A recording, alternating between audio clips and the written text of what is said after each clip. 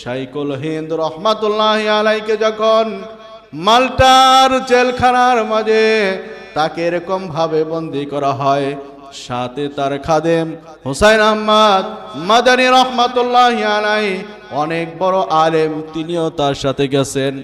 হঠাৎ করে দেখতেছে দেশের শাসক তাদের রুমের মাঝে এরকম বিষাক্ত সাপকে ছেড়ে দিছে।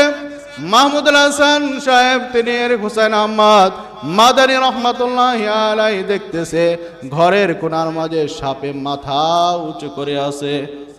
তিনি তার ওস্তাদের কাছে মুখ লাগান, কানের কাছে মুখ লাগায় বলতেছে, হযরত আমাদের জন্য সাপ ছেড়ে দিয়েছে, আপনি তো এখন নামাজে দাঁড়াইবেন, আপনি সেজদা দিলে সাপের কাছাকাছি চলে যাইবেন, আপনি একটু আস্তে আস্তে মাথাকে নড়াচড়া করেন, শরীরকে একটু আস্তে আস্তে নড়াচড়া করেন, যাতে করে সাপে আমাদেরকে সবল না দেয়।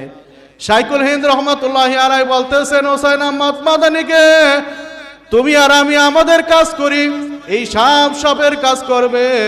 যখন তারা নামাজ শেষ করে 12 তাসবির জিকির এরকম ভাবে শুরু করে দিয়েছে, আল্লাহ আল্লাহ বলা শুরু করছে, আল্লাহকে ডাকা শুরু করছে, এই সাপটাও তখন এই শাইখুল হিন্দের সাথে জিকির করা শুরু করে দিয়েছে।